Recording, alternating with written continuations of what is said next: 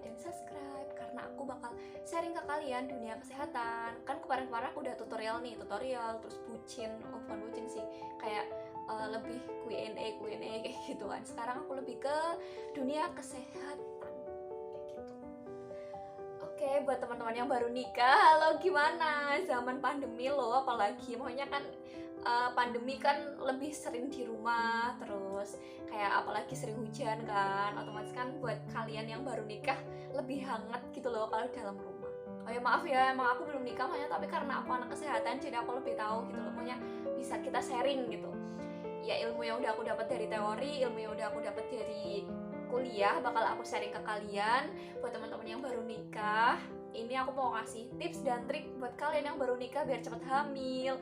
Nah, siapa sih yang udah nikah tapi pengen cepet-cepet gitu kan diberi momongan biar kalian tuh bisa alhamdulillah nih, aku udah menikah, makanya biar otomatis siapa sih yang nggak pengen keturunan, otomatis dari pasangan kalian, dari suami istri kalian mendambakan seorang anak gitu kan ya. Ini aku bakal kasih tips dan trik gimana biar cepat hamil setelah menikah. Ini tips dan trik sesuai kesehatan ya.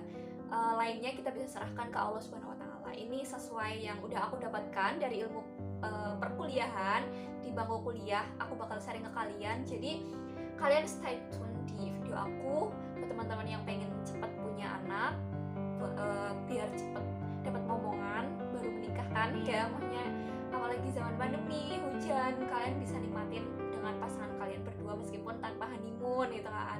Ya udahlah, stay health gitu, stay life gitu, di rumah aja gitu, stay home gitu. Oke. Yang pertama, kalian itu buat yang pengen cepat hamil, otomatis kan harus sering bukan durasi sih, kayak frekuensi hubungan suami istri kalian itu dalam seminggu harus dirutinkan. Itu bukan rutin gitu, apa ya, kayak sering gitu frekuensi durasi berhubungan dengan pasangan kalian yang udah sah gitu kan ya, suami istri.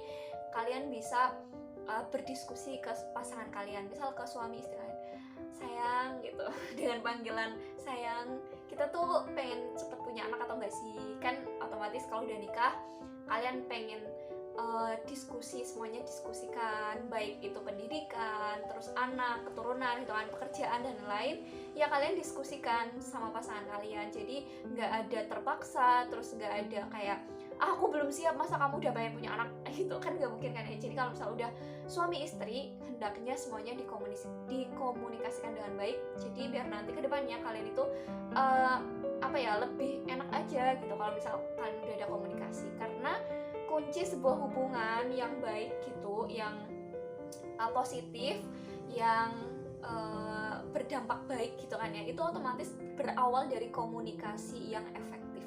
Waduh, anak komunikasi nih ya, bukan makanya kalau udah kita komunikasikan dengan pasangan otomatis enak kan. Ya udah, next kita lanjut ke tips cepat hamil setelah menikah gitu kan ya. Yang pertama, frekuensi berhubungan dengan pasangan kalian dalam seminggu, usahakan itu sering. Gimana sih, maunya dalam seminggu itu idealnya itu berapa gitu kan. Otomatis kan banyak nih kaum cowok yang nafsunya itu, syahwatnya itu tinggi gitu, sedangkan dari kaum wanita kadang udah capek gitu ataupun udah apa gitu. Ya kita komunikasikan, ya bener kan, yang pertama itu komunikasikan. Kalau dari kesehatan itu idealnya gitu kan, maunya nggak terlalu banyak dan nggak terlalu sedikit, itu 3-4 kali dalam seminggu. Kalau misal kurang ya nggak apa-apa, misal dari pasangan kalian karena si pasangan kalian misal kerjanya di luar negeri, di luar kota, maupun jaraknya jauh gitu kan, biasanya kan kalau pulang udah capek langsung tidur pengennya. Nah udah, kalian diskusikan aja, misal weekend cuma bisa Sabtu sama Minggu, ya udah malam Sabtu sama malam Minggu aja gitu kan, jadi seminggu paling 2 kali gitu. Tapi kalau misal kalian udah pengen punya anak gitu, udah pengen banget, ya udah kalian ikhtiarnya dan usahanya itu lebih digencarin gitu. Itu idealnya itu 3-4 kali dalam seminggu. Itu udah ideal banget, nggak kebanyakan sih. Kalau dari anak kesehatan, makanya dari ilmu kesehatan itu 3-4 kali itu udah normal, udah nggak terlalu banyak dan nggak terlalu sedikit. Kalau misal terlalu banyak juga nggak baik buat kondisi ceweknya maupun kondisi pasangan kita. Kalau misal kebanyakan dalam seminggu, misal terusan itu kan kayak capek gitu kan. Aku nggak tahu sih, makanya aku belum pernah merasakan, jadi aku nggak tahu. Yang penting itu dari teori yang udah aku dapatkan, emang idealnya itu 3-4 kali gitu kan. Jadi biar kita juga punya waktu istirahat total dan paginya itu kita bisa melakukan aktivitas seperti biasa. Tapi kalau misal kalian terlalu sering, otomatis kan capek gitu kan, dari pasangan kalian merasa capek. Next ya, itu 3-4 kali ya durasi. Frekuensi sering enggaknya berhubungan itu 3-4 kali normalnya. Terus yang kedua, otomatis kan gaya hidup sehat. Kalau misal dari pasangan kalian pengen cepet punya anak, ya udah konsumsi makanan gaya hidup yang sehat. Jadi biar dari hormonnya juga sehat, terus dari kondisi kondisi perut, kondisi rahim, terus dari pasangan kalian spermanya juga sehat, terus ovumnya si wanita juga sehat, kan bisa cepat tumbuh itu. Dari spermanya itu bisa cepat bertemu dengan ovarium biar cepat jadi janin kayak gitu. Misalkan ya gaya hidupnya itu yang sehat, makanan bergizinya, makannya itu harus diatur, yang sayuran, jangan lupa sayuran, buah-buahan gitu. Vitaminnya itu usahakan terpenuhi, terus dari sayurannya terpenuhi, karbohidrat, protein itu usahakan semuanya terpenuhi. Jadi biar kondisi kesehatan kita tetap terjaga dan tetap fit, terus bisa cepat terbuahi di dalam kandung kemih kayak gitu. Kok kandung kemih sih? Di dalam ini loh rahim, maaf ya. Terus next, konsumsi asam folat juga. Jadi buat kalian yang baru nikah kan, emang mungkin edukasinya pengetahuannya masih minim karena awalnya mungkin dia bukan dari anak kesehatan, terus dia itu kayak cuek gitu loh dengan kondisi dirinya sendiri. Tapi setelah menikah kan otomatis dari pasangan kalian juga pengen punya anak, punya keturunan gitu. Ya udah dijaga gitu loh pola makannya, terus makanannya, terus seperti tadi yang udah aku bilang, makanannya itu lebih dibanyakin asam folatnya. Asam folat itu apa aja sih? Ya salah satunya itu brokoli. Yang paling gampang itu brokoli, kacang hijau kayak gitu, bayam, kentang, dan sereal. Itu kan gampang juga kan dicari. Kalau kacang hijau, otomatis kalau dari orang desa itu jelas banyak ya. Kalian tinggal minta aja sih sama mertua kalian, insya Allah bakal ngasih. Orang mereka juga butuh, pengen punya cucu cepet kok.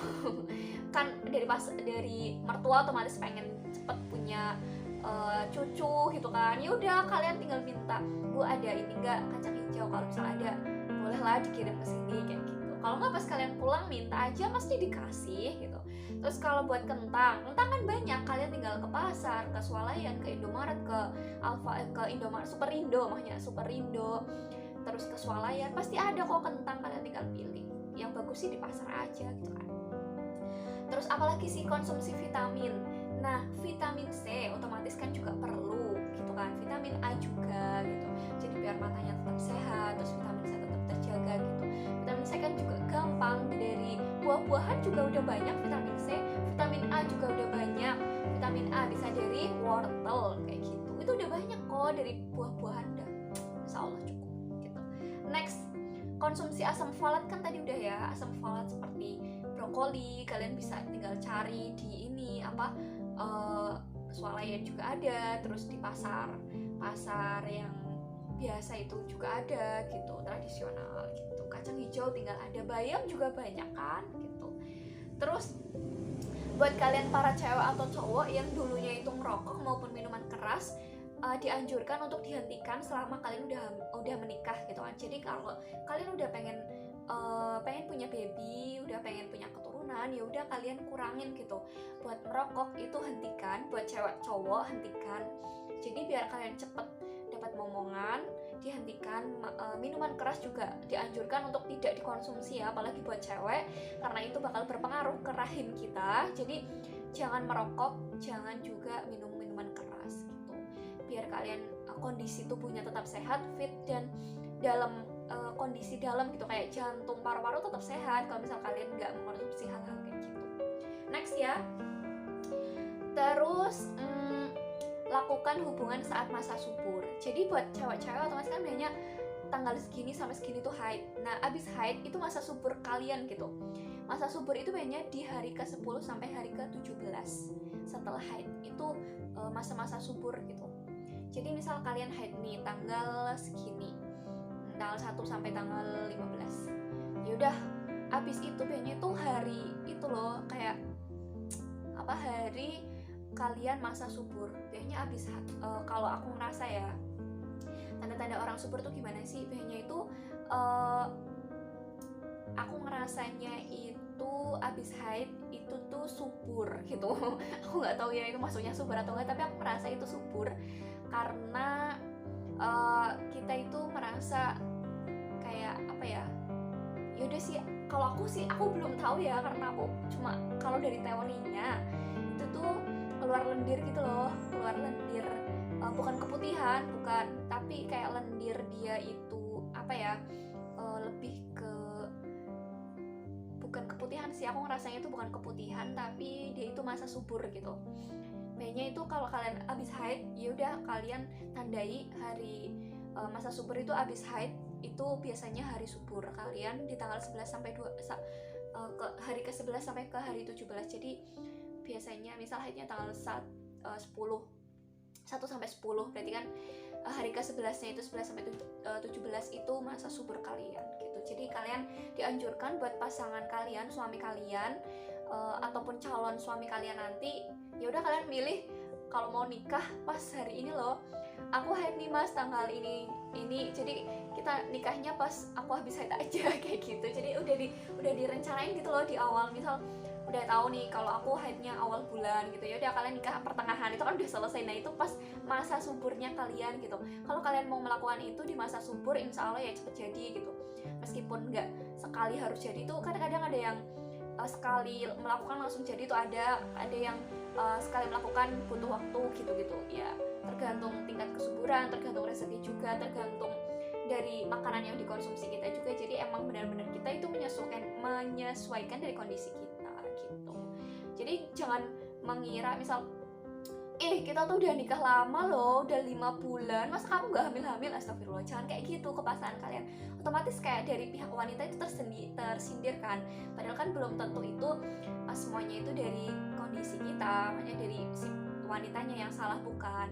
Kita coba cek dulu gitu, kita berdua dari pasangan kalian, cewek cowok, itu dianjurkan buat periksa ke dokter kandungan itu bersama. Jadi biar kita tuh tahu gitu, sebenarnya yang bermasalah itu si pria atau si wanita. Jadi jangan menyalahkan kaum wanita sepenuhnya kalau kalian itu belum hamil sampai jangka waktu agak lama setelah menikah gitu.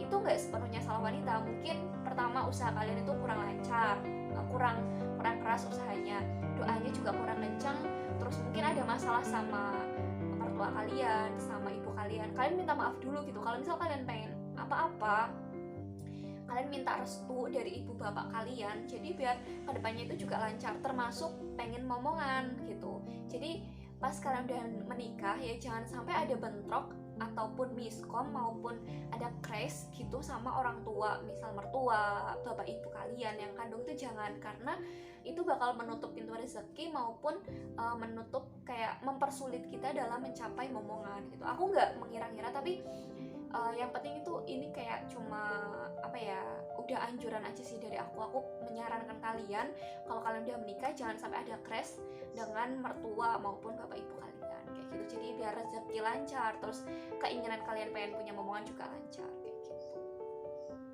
Kalau misal kalian belum punya momongan, ya kalian berserah diri sama Allah gitu kan, terus sering sedekah juga, terus sering ke yatim piatu gitu, anak-anak yatim piatu kalian sodakoh gitu, terus minta doanya juga sama mereka. Insya Allah itu doa anak-anak yatim piatu itu cepat terkabulkan kayak gitu.